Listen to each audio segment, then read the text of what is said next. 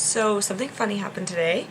I had one of those mornings that one little thing just kind of throws off your whole day. I feel like I've said this a few times and I swear that I'm not like super flustered at all times, but I don't know, something about this last week or last few days I've been a little off. But today especially, the way I started my morning, I was rushing. I went to bed a lot later than normal, catching up with a friend, which was awesome, but I slept in later than normal and I had a really early appointment, so I cut my devotional a little short this morning and I didn't finish really spending as much time with God as I like to in the morning.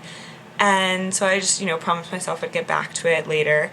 And I went to my appointment.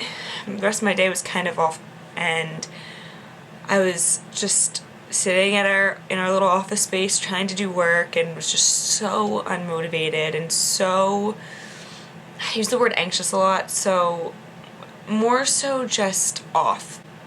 I didn't want to do anything or do any work, and I just felt this kind of ball in my chest.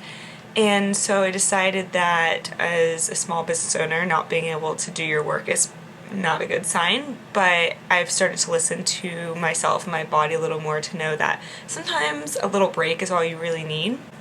So I came into my room and I use an app called Headspace that does 10-minute meditations, and it really helps me to kind of get out of my head. And after I finished my 10 minutes, I looked up, and sitting on my bed were my devotional and my Bible, and it was just a very aha moment. It sounds silly, but I was just like, well, no wonder why my whole day was off, is because I cut myself short in the morning and I didn't spend the time that I needed with God, and I didn't just allow myself to start focused on Him and to center my day and to set my intentions. I didn't give myself enough time with Him this morning. And for anyone that has a daily devotional practice or sets their morning up in that way, maybe you agree with me, but it really does just set the tone for my entire day. And it's what started as a few prayers in the morning has become this 30-minute, hour-long time that I spend with God, which seems really crazy to a lot of people, to spend that much time before you do anything else in the morning. And for me, as someone who's never been a morning person, to wake up an hour earlier to spend time with God is something that I wouldn't have even understood a few years ago. But I cannot tell you the transformation that it's had on my life, and there's not a time limit that you need to spend. I don't think you need to judge yourself or give yourself a grade on how much time you spend with God. It's just what's right for you. And this morning, spending 10 minutes was not nearly enough.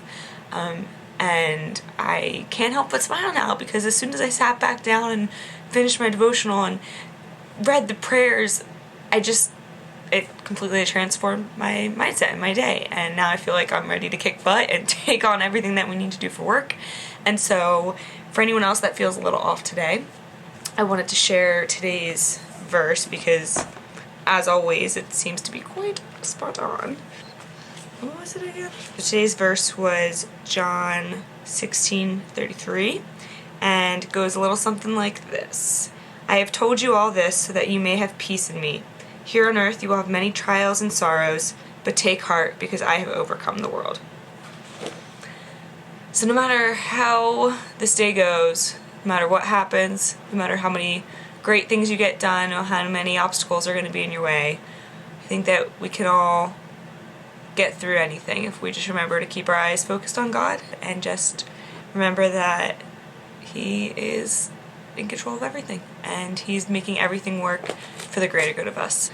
So if anyone else reads Jesus Calling devotionals in the morning and read this verse, or if you have other ones that help you to refocus on God, I'd love to hear which ones you have to read.